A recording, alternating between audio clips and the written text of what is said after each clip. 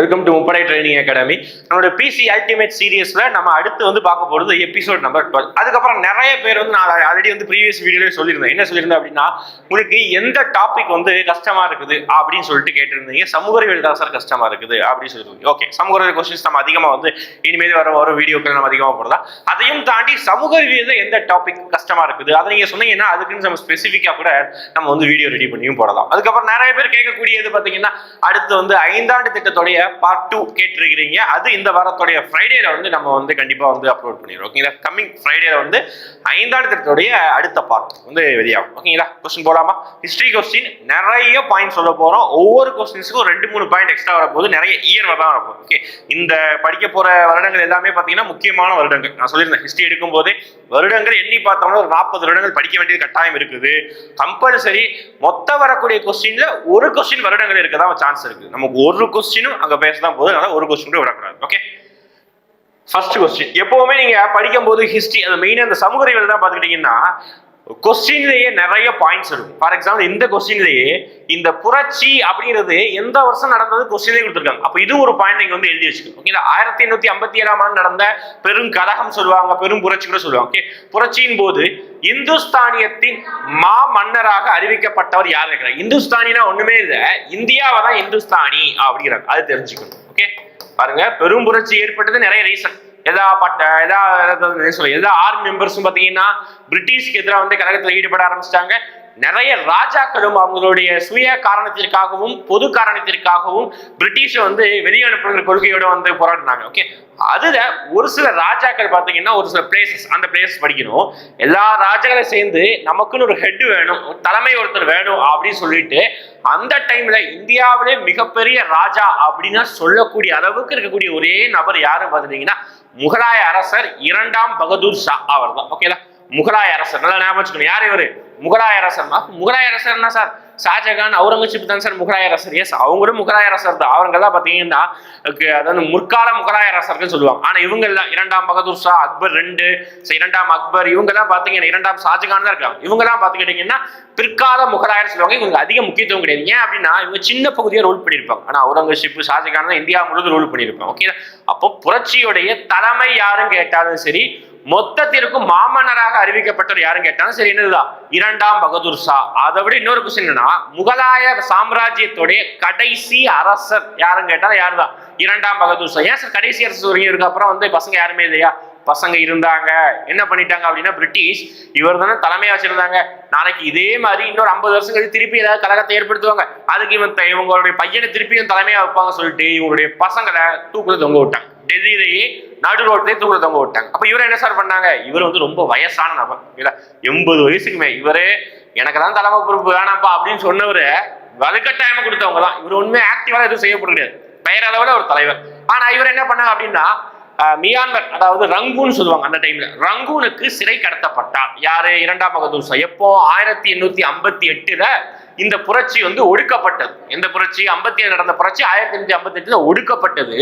ஒடுக்கப்பட்டதின் போது இவர் என்ன பண்ணப்பட்டார் அப்படின்னா, ரங்கூனுக்கு நாடு கடத்தப்பட்டார். அங்க போய் ஜெயில் அடிச்சிட்டாங்க. இவர் திருப்பி இந்தியாவில இருந்து ஏதாவது பிரச்சனை கிளப்புவாங்க சொல்லிட்டு. ஓகேங்களா, மீதி இருக்க ஆப்ஷன்ஸ் நம்ம டிஸ்கஸ் பண்ணலாம். ஃபார் எக்ஸாம்பிள் இந்த புரட்சி, ஓகே, இந்த 1857 புரட்சியை ஒரு ஸ்பார்க் பாயிண்ட்ல ஸ்டார்ட் பண்ணதே யாரு அப்படின்னு கேட்டாங்கன்னா, யாரு? இவர் தான் வந்து ஆரம்பித்த நபரு.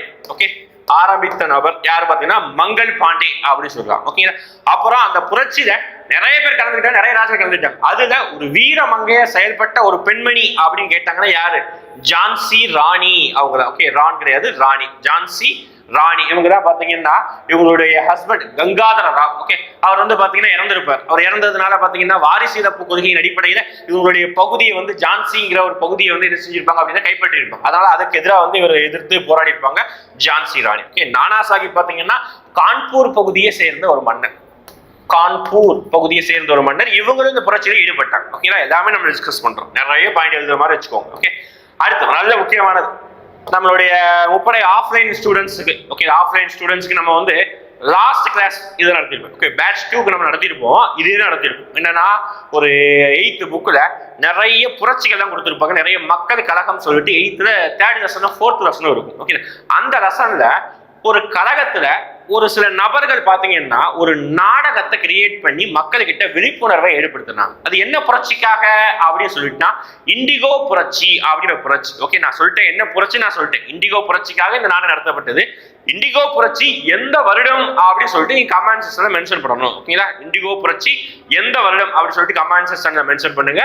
அந்த இண்டிகோ புரட்சியில மக்கள்கிட்ட விழிப்புணர்வு ஏற்படுத்துவதற்காக நீல் தர்பான் அப்படி ஒரு நாடகத்தை கிரியேட் பண்ணாங்க. எந்த புரட்சி சொல்லிட்டேன், இண்டிகோ. இண்டிகோ ஓகே, இதோட பெரிய கதை இதுக்கெல்லாம் இந்த புரட்சிக்காக. இண்டிகோ புரட்சி நாடகத்தை எழுதியவர் யாருன்னு கேட்கிறாங்க. கண்டிப்பா காந்தி கிடையாது. ஓகே, நீங்க இயர் ஞாபகம் தான் தெரியும். காந்தி அந்த டைம்ல ஒரு சின்ன குழந்தை தான். ஓகே, 12 வயசு 13 வயசு குழந்தை தான். ஓகேங்களா, அதனால காந்தி கண்டிப்பா கிடையாது. அதை விட எப்படி வேற எப்படி ஆப்ஷன் எலிமினேட் பண்ணலாம் அப்படின்னு பாத்தீங்கன்னா அன்னி பெசன்ட் இந்த கலகம் நடக்கும்போது இந்தியாவுக்கு வரவே இல்லைங்க. ஓகேங்களா, அன்னி பெசன்ட் இந்தியாவுக்கு வந்து 1914-15 தான். அப்ப அவங்களும் கிடையாது, வெளிநாட்டினை சேர்ந்த நபர்கள் தான், அவங்களும் கிடையாது. அப்ப இவங்களா பிர்சா முண்டா ஒரு கழகத்துக்கு தலைவராக தான் இருந்திருப்பார். ஓகேங்களா, அப்ப இவரும் கிடையாது. அப்ப யாருதான் அப்படின்னு பாத்தீங்கன்னா தீன் பந்து மித்ரு. ஓகே, தீன் பந்து மித்ரா இவர் தான் ஆன்சர். நீல் தர்பான் என்ற நாடகத்தை வந்து எழுதியிருப்பாங்க. ஓகேவா, அப்போ இதே இண்டிகாங்கிற ஒரு புரட்சிக்கு, இண்டிகோ புரட்சிக்கு பாத்தீங்கன்னா ஹிந்து பேட்ரியட், இந்து தேச பக்தன் அப்படின்னு சொல்லிட்டு ஒரு பத்திரிகையும் இவருக்கு வந்து ஆதரவு தெரிஞ்சிருக்கும். ஓகே, இந்து தேச பக்தன். ஓகே, நெக்ஸ்ட் கொஸ்டின் பார்க்கலாமா? அதுக்கப்புறம் இன்னொரு விஷயம் சொல்ல மறந்துட்டேன். நம்ம டிஸ்கஸ் பண்ண கொஸ்டின்ல எந்த கொஸ்டின் உங்களுக்கு ரொம்ப டிஃபிகல்ட்டா இருந்தது? நான் லாஸ்ட் வீடியோல நான் மென்ஷன் பண்ண சொன்னேன், நிறைய பேர் மென்ஷன் பண்ணது. ஓகேங்களா, எந்த கொஸ்டின், அதாவது எத்தனை நம்பர் கொஸ்டின் வந்து எனக்கு ரொம்ப டிஃபிகல்ட்டா இருந்தது சார், என்னால கொஞ்சம் ஃபேஸ் பண்ண முடியல அப்படிங்கிற கொஸ்டின் சொல்லுங்க. அப்பதான் அடுத்த டெஸ்ட்ல அதே மாதிரி கொஸ்டின் வைக்கலாம். என்ன சார் அப்படி சொல்லிட்டு இப்படி சொல்றீங்க அப்படின்னா அப்பதான் உங்களுக்கு நிறைய பிராக்டிஸ் ஆகும். கன்ஃபியூஸ் ஆகணும், நிறைய கன்ஃபியூஸ் ஆகணும். எவனுக்கு கன்ஃபியூஸ் ஆகும்? ஒருத்தனுக்கு சுத்தமா படிக்காதவனுக்கு என்ன ஆகும் அப்படின்னா ரொம்ப கன்ஃபியூஸ் ஆகும். ஏன்னா ஒண்ணுமே தெரியல அப்படின்னு கன்ஃபியூஸ் ஆகும். ஆனா அதே மாதிரி கொஞ்சம் படிச்சவனுக்கும் கன்ஃபியூஸ் ஆகும். ஓகே, இப்பதான் படிக்க ஆரம்பிக்கிறோம் அப்படின்னா கன்ஃபியூஸ் ஆகும். நல்லா படிச்சவனுக்கு கன்ஃபியூஸ் ஆகவே ஆகாது. அப்போ கன்ஃபியூஸ் ஆகாத அளவுக்கு நம்ம படிக்கணும், நம்ம வரணும் அப்படின்னா நம்ம என்ன செய்யணும்? கம்பல்சரி நிறைய கொஸ்டினை பிராக்டிஸ் பண்ணணும். ஓகே, இதை பார்க்கலாமா? அடுத்து, இந்திய தேசிய காங்கிரசின் முதல் கூட்டத்தின் போது தலைவராக இருந்தவர் யார்? ஓகே, இந்திய தேசிய காங்கிரஸ். இந்திய தேசிய காங்கிரஸ் தான் இப்ப இருக்கிற காங்கிரஸ் கட்சி. ராகுல் காந்தி, சோனியா காந்தி இருக்கிற அதே கட்சி தான் இந்திய தேசிய காங்கிரஸ், ஐஎன்சி சொல்லுவாங்க. எந்த ஆண்டு சார் உருவாக்கப்பட்டது? 1885. இந்தியாவிலே மிகப்பெரிய பழமையான கட்சி எந்த கட்சி தான்? இந்திய தேசிய காங்கிரஸ் தான். 1885ஆம் ஆண்டு இந்திய காங்கிரஸ் முதல் கூட்டத்தின் போது யார் தலைவராக இருந்தாங்க கேட்கிறாங்க. ஓகே, ஃபர்ஸ்ட் ஆஃப் ஆல் இந்த சரி ஃபர்ஸ்ட் ஆன்சர் பார்த்துரும். ஓகே, யார் தலைவரா, முதல் கூட்டத்துக்கு யார் தலைவராக இருந்தாங்க அப்படி பாத்தீங்கன்னா WC பானர்ஜி. இப்போ நீங்க ஆன்சர் வந்து எலிமினேட் பண்ணலாம். எப்படி அப்படி பாத்தீங்கன்னா ஐஎன்சி உருவாக்கப்பட்டது 1885. அந்த டைம்ல அன்னி பெசன்ட் திருப்பி சொன்ன மாதிரி தான், அன்னி பெசன்ட் இந்தியாவுக்கு வரவே இல்லை. அப்ப என்ன செய்யலாம்? இந்த ஆப்ஷன் கிடையவே கிடையாது சார், அடி சொல்லுங்க. ஓகே, மீதி என்ன டவுட்னா இதுவா அப்படிங்கிற பட்சத்துல கொஞ்சம் படிச்சவங்களுக்கு தெரியும். இந்திய தேசிய காங்கிரஸ் அப்படிங்கிற கட்சி உருவாக்குனதே ஒரு வெளிநாட்டை சேர்ந்த ஒரு நபர் தான். ஓகே, ஒரு பிரிட்டிஷ் ஒரு சர்வெண்ட் தான் வந்து இந்த கம்பெனி உருவாக்குனாங்க. அந்த சர்வெண்ட்டுக்கு பேர் தான் ஏஓ ஹியூம். ஓகே, இவர் தான் ஆலன் ஆக்டேவியன் ஹியூம் அப்படிங்கிற ஒரு நபர் தான் பாத்தீங்கன்னா 1885ஆம் ஆண்டு காங்கிரஸ் அப்படிங்கிற ஒரு கட்சியை வந்து கம்பெனிக்கும் மக்களுக்கும் ஒரு பாலமாக இருப்பதற்காக உருவாக்கப்பட்ட ஒரு கட்சி தான் ஐஎன்சி, இந்திய தேசிய காங்கிரஸ்.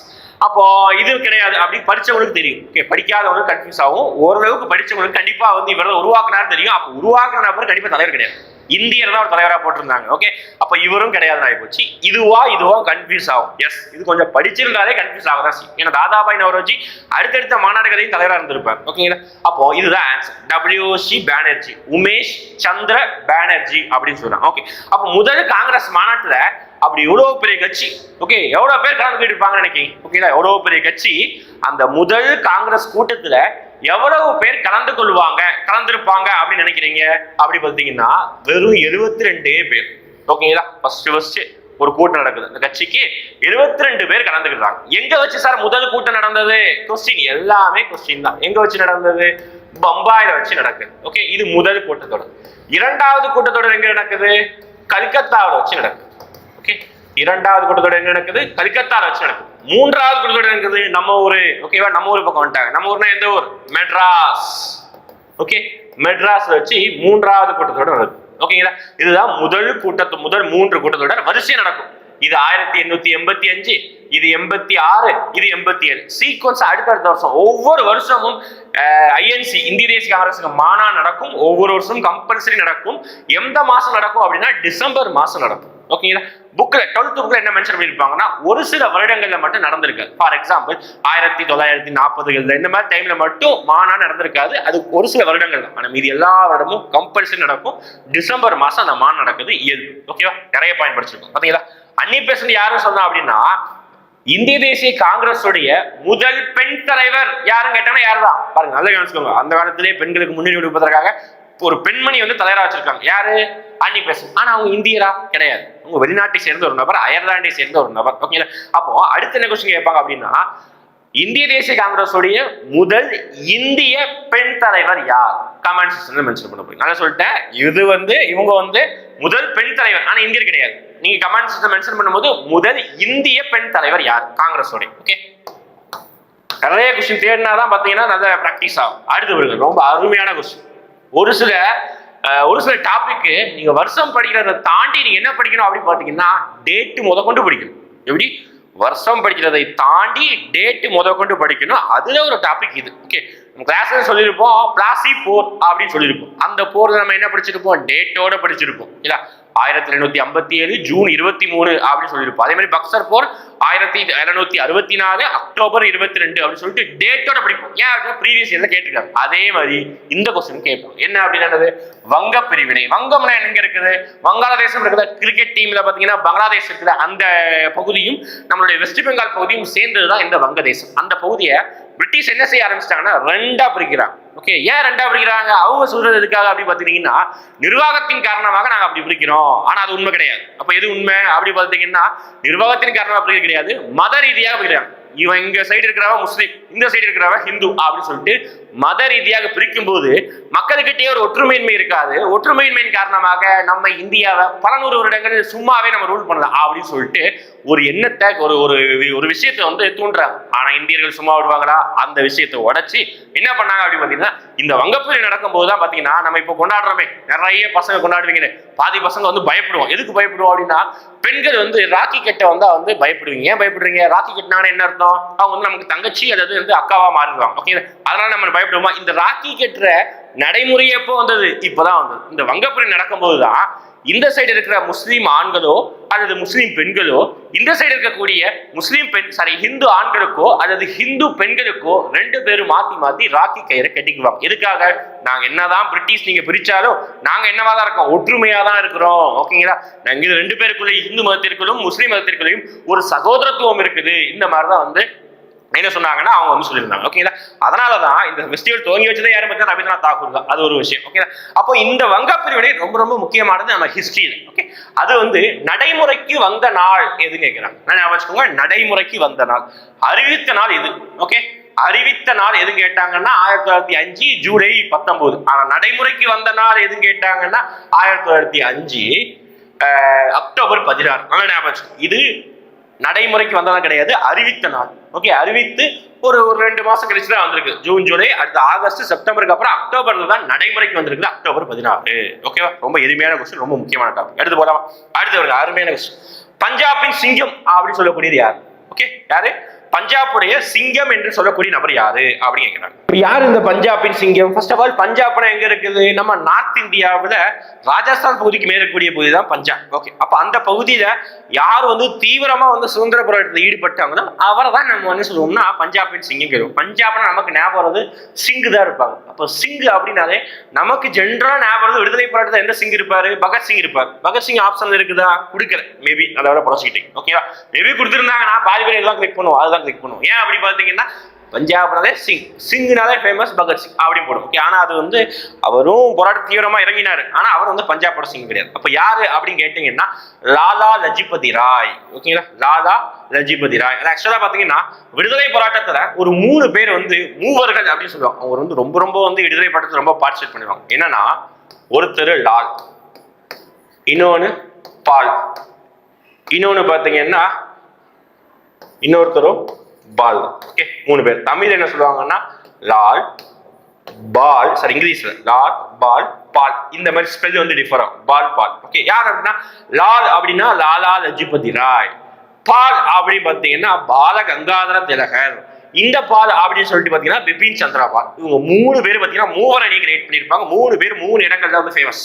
ஒருத்தர் வந்து மகாராஷ்டிரா பகுதியிலையும், ஒருத்தர் பார்த்தீங்கன்னா பஞ்சாப் பகுதியிலையும், ஒருத்தர் பார்த்தீங்கன்னா வெஸ்ட் பெங்கால் பகுதி, வங்காள பகுதியிலையும் 3 பேர் ஃபேமஸ். பஞ்சாப் சிங்கம் யாருன்னு கேட்டா லாலா லஜ்பதி ராய். ஓகே, நெக்ஸ்ட் போகலாமா? அடுத்த அருமையான கொஸ்டின் அன்னி பெசன்ட் பத்தி. ஓகே, ஆன்சர் வந்து அன்னி பெசன்ட். ஓகே, 1916 ஏப்ரல் தன்னாட்சி இயக்கத்தை முதலில் தொடங்கியவர் கேட்கிறாங்க. தன்னாட்சி இயக்கத்தை தொடங்கியவர் அப்படின்னா ஃபேமஸா வந்து அன்னி பெசன்ட் தான். நீங்க முதலில் தொடங்கியவர் யாருன்னு கேட்டாங்கன்னா பால கங்காதர திலகர். அவங்க தான் ஆக்சுவலா 2 பேருமே தன்னாட்சி இயக்கத்தை கொண்டு வருவாங்க.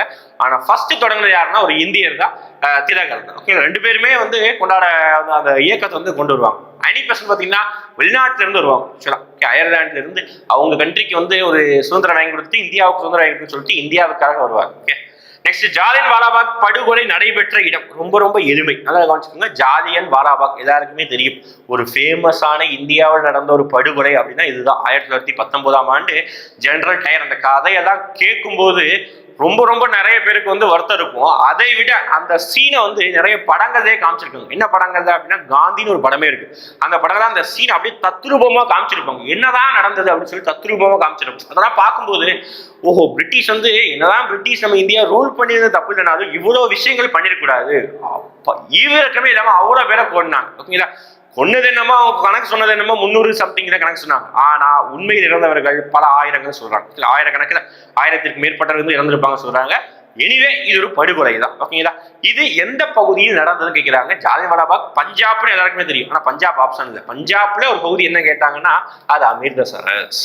ஓகே, அடுத்து சட்ட மறுப்பு இயக்கம். ஈரை வச்சு மட்டுமே ஒரு கொஸ்டின். சட்ட மறுப்பு இயக்கம் 2 இயக்கம் ரொம்ப முக்கியங்க. ஒன்னு சட்ட மறுப்பு இயக்கம், இன்னொன்னு ஒத்துழையாமை இயக்கம். ரொம்ப ரொம்ப முக்கியம். ஓகேங்களா?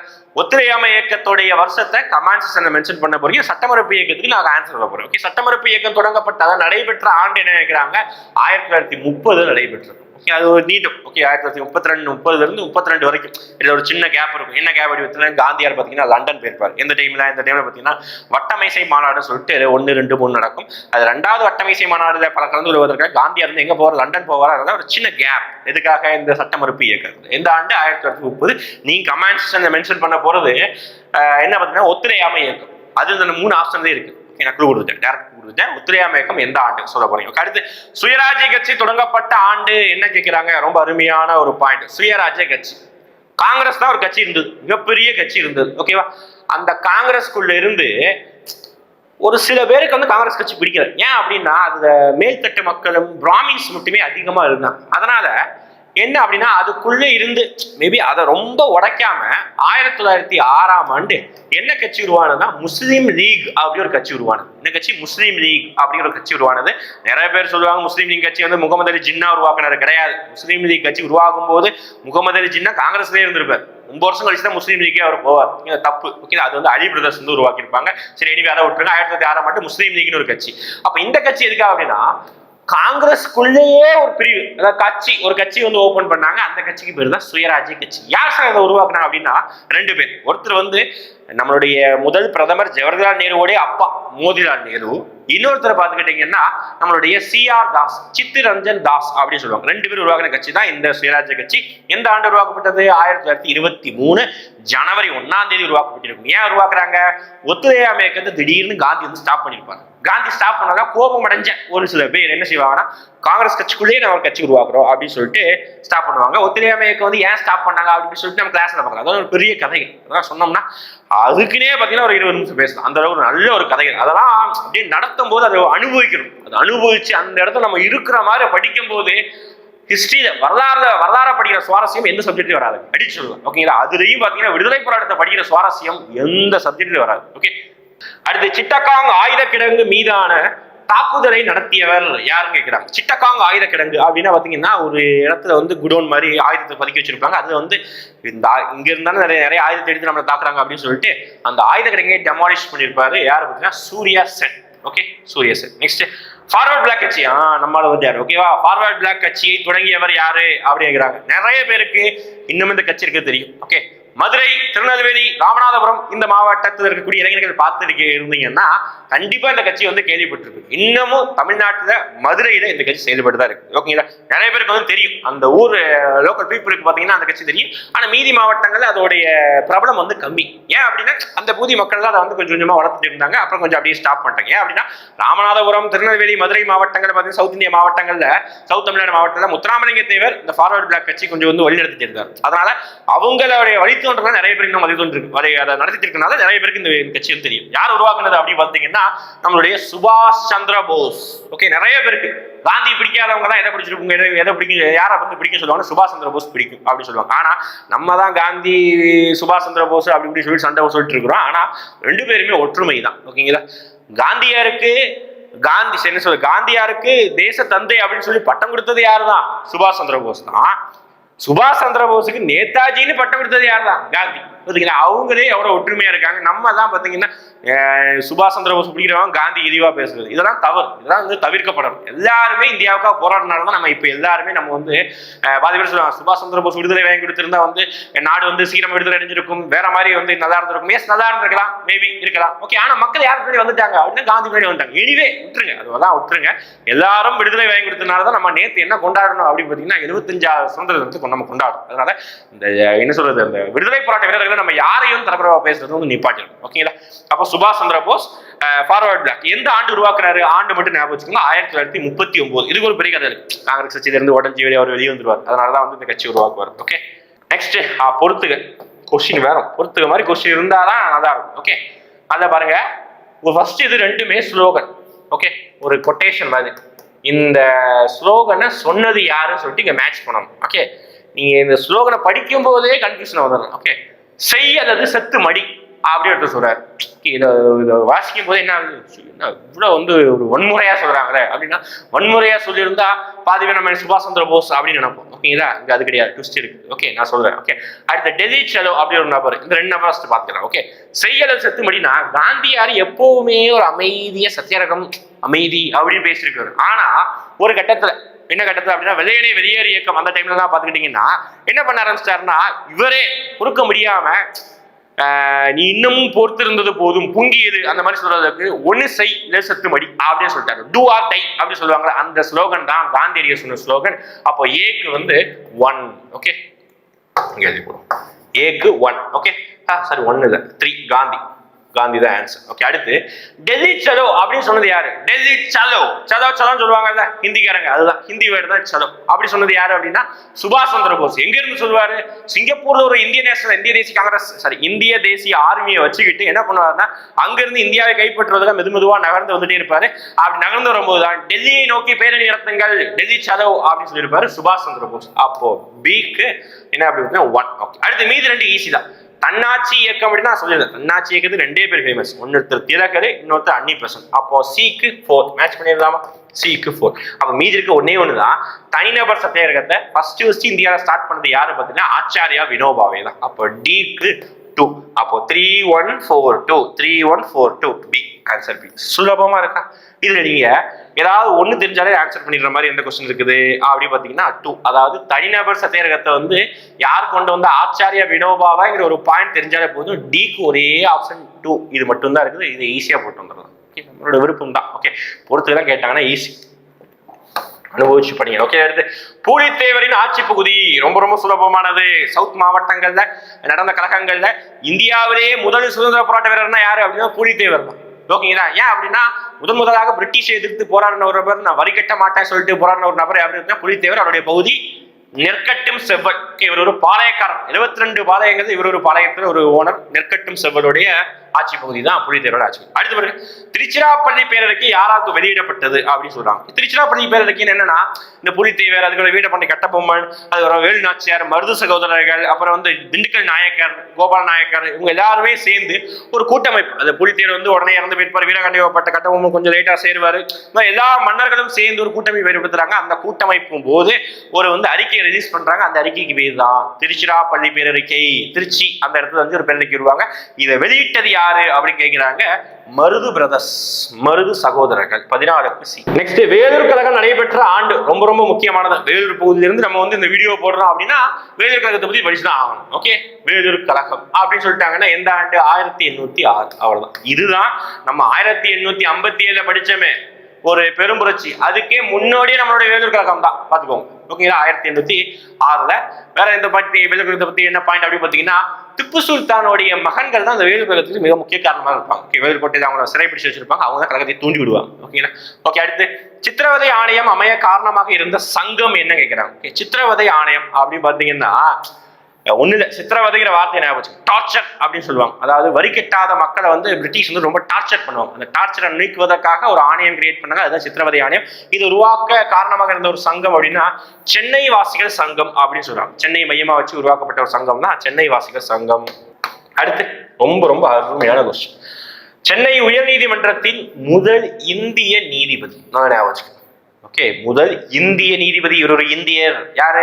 திருவாரூர் முத்துசாமி. இதையும் நான் லாஸ்ட் கிளாஸ்ல சொல்லி கொடுத்தேன் ஆஃப்லைன் ஸ்டூடெண்ட்ஸ்க்கு. ஓகே, திருவாரூர் முத்துசாமி. நிறைய பேர் வீடியோ பார்த்துருப்பீங்க, அதுக்கு ஆன்சர் தெரியும். ஆன்சர் தெரியல நீங்க ஒழுங்கா படிக்கிற ஒழுங்கா கிளாஸ் கவனிக்கிறேன்னு இருக்கும். ஓகே, திருவாரூர் முத்துசாமி எந்த ஆண்டு கூட நான் சொல்லியிருந்தேன் 1877. அந்த டைம்ல நிறைய கதை சொல்லியிருப்பேன். அந்த டைம்ல நிறைய பத்திரிகைகள் அவங்க அகைஸ்டா இருந்தாங்க. பத்திரிகைகள் தான் என்ன பண்ணாங்க அப்படின்னா இதுக்கு எதிராக எழுதுனாங்க. அதனால ஒரு பத்திரிகை உருவானது 1878ஆம் ஆண்டு. ஒரு பத்திரிகை உருவானது. அந்த பத்திரிகை பேரை எல்லாரும் இப்ப கமெண்ட் செக்ஷன்ல மென்ஷன் பண்ண போறீங்க. ஓகேங்களா? இந்த அப்பாயின்மெண்ட்டை எதிர்த்து ஒரு பத்திரிகை ஸ்டார்ட் பண்ணப்பட்டது. எதிர்த்து அதுக்கு ஆதரவாக ஒரு பத்திரிகை ஸ்டார்ட் பண்ணப்பட்டது. ஒரு இந்தியரால் துவங்கப்பட்ட முதல் பத்திரிகை 1878ஆம் ஆண்டு உருவாக்கப்பட்ட பத்திரிகை. கமெண்ட் செக்ஷன்ல மென்ஷன் பண்ணுங்க. ஓகே, நெக்ஸ்ட் பாரத மாதா சங்கம் என்ற ரகசிய அமைப்பை உருவாக்கியவர் யாரு அப்படின்னு கேட்கிறாங்க. பாரத மாதா சங்கம். ஓகே, ஒண்ணுல ஒரு தேசியவாத செயலுக்காக உருவாக்கப்பட்ட அமைப்பு நீலகண்ட பிரம்மச்சாரி. ஓகே, விடுதலை பெற இந்தியா எப்படி துயருற்றது என்ற நூலை எழுதியவர் யார்? திருப்பி ஒரே நபரை பத்தி நம்ம நிறைய படிக்கிறோம். ஓகேவா? என்ன அப்படி பாத்தீங்கன்னா வெளிநாட்டுல இருந்து ஒரு பெண்மணி தான் இந்த புக் எழுதியிருப்பாங்க. சொல்லிட்டேன், நானே குழு சொல்லிட்டேன். யார் அப்படின்னா Annie Besant. Okay, Annie Besant. Okay, India what for freedom அப்படின்னு ஒரு புக், இங்கிலீஷ்ல எழுதப்பட்ட ஒரு புக் தான். அதோடைய தமிழ் தலைப்பு தான் இந்திய விடுதலை பெற இந்தியா எப்படி துயருற்றது. வேற ஆனி பெசன்ட் பத்தி என்ன அப்படின்னு பாத்தீங்கன்னா அவங்களுடைய 2 பத்திரிகை பேர் எழுதிக்கோங்க. ஒன்னு நியூ இந்தியா, இன்னொன்னு பாத்தீங்கன்னா காமன் வீல். அவங்களுடைய அன்னி பெசன்ட்டுடைய 2 பத்திரிகைகள். Okay, Commonweal. Okay, next நீதி கட்சியின் முதலாவது முதலமைச்சர் யாருன்னு கேட்கிறாங்க. நீதி கட்சியுடைய முதலாவது முதலமைச்சர் அப்படின்னு சொல்லுதான் நீதி கட்சியில முதலமைச்சர் யாருன்னு கேட்கிறாங்க. 1920 தான் இந்தியாவுக்கு ஃபர்ஸ்ட் எலெக்ஷனா நடத்தலாம் அப்படின்னு சொன்னாங்க. தமிழ்நாட்டு எலெக்ஷன் நடத்துறாங்க. தமிழ்நாட்டு எலெக்ஷன் நடக்கும்போது காங்கிரஸ் வந்து அதுல கலந்து கொள்ளல. காங்கிரஸ் கலந்து கொள்ளலன்னா அப்ப அது யாரும் ஜெயிக்க போறா அப்படின்னா சுலபமா நீதி கட்சி ஜெயிச்சிடுறாங்க. மேபி காங்கிரஸ் கலந்துகிட்டா காங்கிரஸ் ஜெயிச்சிருக்கும். ஓகேங்களா? நீதி கட்சி ஜெயிச்சிருந்தாங்க. ஓகே, அப்போ இதுல காங்கிரஸ் நபர்கள் யாராவது இருந்தாங்கன்னா அவங்க வந்து எலிமினேட் பண்ணிருக்கு. யார் சார் காங்கிரஸ் நபர் இருப்பாங்க? சி நடேசனார். நம்ம எங்கேயுமே கேள்விப்படுறதா விட்டுருங்க, படிக்கணும் விட்டுருங்க.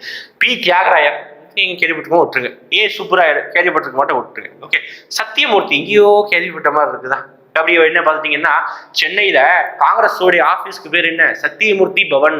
அதுதான். ஓகேங்களா? அப்போ சத்தியமூர்த்திங்கிறது காங்கிரஸ் நபரை சேர்ந்தவர். அப்போ இவர் கண்டிப்பா வரமாட்டார். ஏன்? நீதி கட்சியோட முதலமைச்சர் தான் கேட்கிறாங்க. அப்போ யார் ஆன்சர் பாத்தீங்கன்னா ஏ சுப்புராயலு. இவர் தான் பாத்தீங்கன்னா கரெக்டான ஆன்சர், முதலமைச்சர்.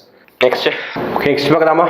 தென்னிந்திய மொழிகளின் ஒப்பீட்டு இலக்கணம் அப்படிங்கிற ஒரு நூலோடைய ஆசிரியர் யாருன்னு கேட்கிறாங்க. ஓகே, தென்னிந்திய மொழிகளுடைய ஒப்பிலக்கணம் அப்படிங்கிற நூலுடைய ஆசிரியர் யாருமே இல்லை, ராபர்ட் கால்டுவெல் அப்படின்னு ஒரு வெளிநாட்டு நபர் தான் இந்தியாவுடைய மொழியான ஒரு தமிழ் மொழியை வந்து நிறைய தோண்டி படிச்சாங்க. ஓகே, நான் வச்சுக்கணும்.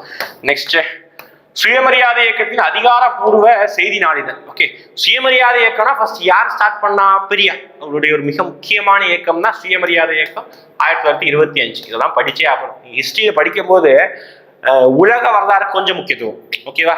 அப்புறம் வந்து பாத்தீங்கன்னா ரொம்ப பழங்கால வரலாறுக்கு கொஞ்சம் முக்கியத்துவம். அடுத்து இந்திய வரலாறுக்கு அதை விட கொஞ்சம் அதிக முக்கியத்துவம். அடுத்து தமிழக வரலாறுக்கு முழு மூச்சான முக்கியத்துவம். அதுல இருந்து தான் அதிகமான கொஸ்டின் வரும் தமிழக வரலாறு. நோட் பண்ணி வச்சுக்கோங்க. எக்ஸாம் முடிஞ்சதுக்கு அப்புறம் நீங்களே சொல்லுவீங்க. ஆமா சார் நீங்க சொன்ன மாதிரி வந்திருக்குன்னு சொல்லுவீங்க. ஓகேங்களா? தமிழக வரலாறு அதிகமான கொஸ்டின் வரும். ஓகே, சுயமரியாதை இயக்கத்துடைய அதிகாரப்பூர்வ செய்தி நாளிதழ் அப்படின்னு கேட்டாங்கன்னா குடியரசு தான். இதுவும் 1925ஆம் ஆண்டு கொண்டு வரப்பட்ட ஒரு இதழ் தான். மீது இருக்கக்கூடிய எல்லா இதழுமே பெரியாருடைய இதழ்கள் தான். ரிவோல்ட்டு, புரட்சி, விடுதலை தான் பெரியார் வந்து லாஸ்டா கொண்டு வந்து ஒரு பத்திரிகைன்னா செய்தித்தாள் தான், அது விடுதலை தான். ஓகே, அடுத்து ஒரு 2 கொஸ்டின் தான். அகில இந்திய ஒடுக்கப்பட்டோர் சங்கம் என்ற அமைப்பை உருவாக்கியவர் யாருன்னு கேட்கிறாங்க. ஒடுக்கப்பட்டோர் அப்படின்னா தாழ்த்தப்பட்டோருக்காக ஒரு சங்கத்தை உருவாக்குனாரு. யார் அப்படின்னு பார்த்தீங்கன்னா நிறைய பேர் ஆசன் போவீங்க, வெட்டமலை சீனிவாசன் அப்படின்னு போவாங்க, கிடையாது. ஓகே, யார் அப்படின்னா எம்சி ராஜா. நிறைய பேருக்கு தாழ்த்தப்பட்டவர்களுக்காக போராடுறவர் யாரு அப்படின்னு கேட்டீங்கன்னா அம்பேத்கர் அப்படிதான் சொல்லுவாங்க. நிறைய பேர் பெரியார் சொல்ல மாட்டீங்க அப்படின்னா தப்பு. ஓகேங்களா, அம்பேத்கர் போராடினார், அவரை போராடினாரு நான் போராடல அப்படின்னு சொல்லவே மாட்டேன், அவரும் போராடினது. ஆனா தமிழகத்துல தாழ்த்தப்பட்டவர்களுக்காகவும் பெண்களுக்காகவும் அதிகமா ஒரு விஷயத்தை முன்னெடுத்து பண்ணாரு பெரியார் தான். நிறைய பேர் அவங்க போற்ற மாட்டேங்கிறோம். பெரியாருடைய ஒரு விஷயம், பெரியாருடைய முன்னெடுப்பு இல்லைன்னா நிறைய பெண்கள் இப்ப படிச்சிருக்கவே முடியாது, நிறைய பேர் ஸ்கூலுக்கே வந்திருக்க மாட்டாங்க. அந்த அளவுக்கு பெரியார் நிறைய விஷயம் பண்ணியிருக்காங்க. பெண்களுக்கு மட்டும் கிடையாது, தாழ்த்தப்பட்டவர்களுக்கு ஏகப்பட்ட விஷயங்களை பெரியார் பண்ணாத போராட்டங்களா, பெரியார் பண்ணாத சொற்பொழிவுகளா, அந்த அளவுக்கு பெரியார் அவ்வளவு பண்ணிருக்காங்க. நம்ம யாரும் என்ன பண்ண மாட்டோம், தாழ்த்தப்பட்டவர்கள் யாருமே பாத்தீங்கன்னா பெரியாரை போற்ற மாட்டோம், வெறும் அம்பேத்கர் மட்டும் தான் போட்டோம். அவங்களையும் போராட்டம் இவங்களையும் போட்டோம்னா அதையும் தாண்டி பெரியாரையும் தாண்டி தமிழகத்தில் தாழ்த்தப்பட்டவர்களுக்காக நிறைய பேர் போட இருக்காங்க. யாரு பாத்தீங்கன்னா ரட்டமலை சீனிவாசன், எம்சி ராஜா, அப்புறம் பாத்தீங்கன்னா அயோத்திதாசன். இவங்க எல்லாருமே அந்த காலங்களிலேயே முன்னெடுப்பு கொண்டு வந்ததுனாலதான் இப்ப எல்லாருமே தாழ்த்தப்பட்டவர்கள் இருந்து ஓரளவுக்கு எல்லாருமே ஒரு நிலையான ஒரு அரசு வேலையிலேயோ அது ஒரு படிச்சிருக்கோம். அதுவே ஒரு மிகப்பெரிய விஷயங்கள் தான் இந்த விஷயத்துக்கு. ஓகே, நெக்ஸ்ட் அப்ப இதுக்கு ஆன்சர் எம்சி ராஜா. நெக்ஸ்ட் 1925ஆம் ஆண்டு காங்கிரஸ் குழுவின் வருடாந்திர மாநாடு நடைபெற்ற இடம். ஓகே, காங்கிரஸ் குழுவோடைய வருஷ மாநாடு எங்க நடைபெற்றது அப்படின்னு கேட்டாங்கன்னா சென்னை. ஓகே, 1925 சென்னையில தான் மாநாடு நடக்கும். Okay, next is last and final question, நல்ல ஒரு கொஸ்டின். ஓகே, திராவிடர் கழகம் என்ற ஒரு கட்சி உருவாக்கப்பட்ட ஆண்டு என்ன கேட்கிறாங்க. ஓகேங்களா, கட்சிகள் ஏகப்பட்ட கட்சிகள் இந்தியாவில் இருக்கு. ஓகேங்களா, இப்போ வரைக்கும் பிரசன்ட் டென்ஸ்ல அதிமுக சொல்றோமா, அதிமுக. அதுக்கு முன்னாடி இந்த கட்சி எங்கிருந்தா உடைந்து வந்தது அப்படின்னா திமுகங்கிற கட்சி தான் வந்தது. ஓகே, திமுகங்கிற கட்சியில இருந்தா வந்தது. திமுகங்கிற கட்சி எங்கிருந்து உடைந்து வந்தது அப்படின்னா தீக்க, அதாவது திராவிடர் கழகம் அப்படிங்கிற கட்சியில இருந்தா உடைந்து வந்தது. திராவிடர் கழகங்கிற கட்சி இதுக்கு முன்னாடி என்ன பேரா இருந்ததுன்னா நீதி கட்சியா இருக்கு. ஓகே, நான் ரிவர்ஸா சொல்லியிருக்கேன், கன்ஃபியூஸ் ஆகும். என்ன சார் கன்ஃபியூஸ் பண்றீங்க? ஒண்ணு இல்ல, நீதி கட்சி 1916 உருவாக்கப்பட்ட நீதி கட்சி தான். பெரியார் என்ன பண்ணிருப்பாருன்னா பேரை மட்டும் மாத்திருப்பாரு 44. Okay, answer 44. என்ன பேர் மாத்திருப்பாரு? பேர் மட்டும் தான் மாத்துறாரு, தலைவரா இருப்பாரு, பேர் மட்டும் மாத்துறாரு, திராவிடர் கழகம் அப்படின்னு சொல்லிட்டு பேர் மாத்துறாரு. ஓகே, அதுக்கப்புறம் லேட்டரா திராவிடர் கழகம் உருவாக்குறாரு. அப்புறம் பெரியாருக்கும் அண்ணாவுக்கும் முரண்பாடுகள் வருது. முரண்பாடுகள் காரணமாக அண்ணா தனியா அவர் உருவாக்குறாரு. அதுதான் கட்சி இப்போ வரைக்கும் நிலைத்திருக்கக்கூடிய ஒரு கட்சி. ஓகே, ஆட்சி இருக்கக்கூடிய கட்சி 1949. ஓகே, டிஎம்கே, திமுக, அண்ணா உருவாக்குறாரா? எஸ். அடுத்து அண்ணாவிற்கும் அண்ணா இறந்து போறாரு. அடுத்து ஓகே உருவாக்குறாரு. அப்புறம் கொஞ்சம் லேட்டர் 1967 அண்ணா ஆட்சி அமைக்கிறாரு, சிஎம் ஆகிறாரு. 1969 ரொம்ப உடம்பு சரியில்லாம அண்ணா யாருமே எதிர்பார்க்கல, அவ்வளவு பெரிய தலைவர். தமிழ்நாட்டுல அந்த தலைவருக்காக எங்கெங்கோ இருந்தாலும் சென்னைக்கு வந்தாங்க. அவர் இறுதி சடங்கு இருக்காங்க. அந்த அளவுக்கு புகழ்பெற்ற ஒரு தலைவர். ஓகே, அண்ணா அவருடைய இறுதி சடங்கு இருக்கா சார், அவர் ஒரு 69 இறந்து போயிறாரு. இறந்து போனதுக்கு அப்புறம் அதோட ஸ்டாப் பண்ணிக்கிறாங்க. அதோட திமுக அடுத்து கருணாநிதி அவர்கள் ஒரு கட்சி வழிநடத்துறாங்க. அப்ப கருணாநிதி அவர்களுக்கும் எம்ஜிஆர் அவர்களுக்கும் முரண்பாடு உருவாகுது. எம்ஜிஆர் உருவாக்கின கட்சி தான் அதிமுக. அதுக்கப்புறம் அதிமுக நிறைய கட்சி உருவாகிருக்கு. இப்போ கூட பிரசன்ட் டென்ஸ்ல அமமுக வருது, நிறைய கட்சி. திமுக இருந்து தேதிமுக இருக்குதா, அப்புறம் பாத்தீங்கன்னா மதிமுக, தேதிமுக தனியாக உருவாக்கப்படுது, மதிமுக வைகோ கட்சி, ஏகப்பட்ட கட்சி. இந்தியாவிலே பெரிய கட்சி உடைக்கப்பட்ட கட்சினா காங்கிரஸ். அதே மாதிரி தமிழ்நாட்டில் திமுக கட்சி தான் பெரிய கட்சி, உடைக்கப்பட்ட நிறைய சுக்குநூறுகள் நிறைய துண்டுகள் உடைக்கப்பட்டது. ஓகே, இப்போ தீக்க உருவாக்கப்பட்ட ஆண்டு கேட்டாங்கன்னா 1944. ஓகேங்களா, அப்போ இந்த வரலாறுகிற டாப்புக்கு ஏகப்பட்ட விஷயங்களை படிச்சிருக்கும், நிறைய விஷயங்களை கேட்டிருப்போம். ஓகேங்களா, அதனால நிறைய விஷயம் கேட்குறீங்க, நோட்ஸ் எடுத்தா மட்டும்தான் நிறைய விஷயங்கள் மைண்ட் நிற்கும். கேட்டா மட்டுமே மைண்ட். சும்மா ஹெட்ஃபோன் போட்டு நைட் தானே சார் வருது, ஹெட்ஃபோன் போட்டு நான் பாட்டுக்கு ஹாயா உட்காந்து பார்த்துக்கிறேன் சார் அப்படின்னா நிற்கும். ஒரு நாள் நாளைக்கு பக்கத்தில் கேட்டால் ஞாபகம் இருக்கும், கொஞ்சம் சாயங்காலம் ஈவினிங் கேட்கும்போது கொஞ்சம் சும்மா மறந்துடும், அடுத்து ஒரு வாரத்தில் கேட்கும்போது சுத்தமாக மறந்து போயிடும். அதனால நோட்ஸ் எடுங்க, படிங்க. ஓகேங்களா, நோட்ஸ் எடுத்தா மட்டும்தான் என்ன செய்ய முடியும், வேலை கிடைக்கும், இல்லைன்னா ஒன்றுமே செய்ய முடியாது. ஓகே, அடுத்த வீடியோ செஞ்சு கண்டினியூஸாக வாட்ச் பண்ணுங்க. தேங்க்யூ. அதுக்கப்புறம் அந்த பார்ட் 3 அதான் சார் பார்ட் 2 5ஆம் கட்டத்தோடைய வீடியோ கம்மிங் ஃப்ரைடே வந்துடும். ஓகேவா, தேங்க்யூ.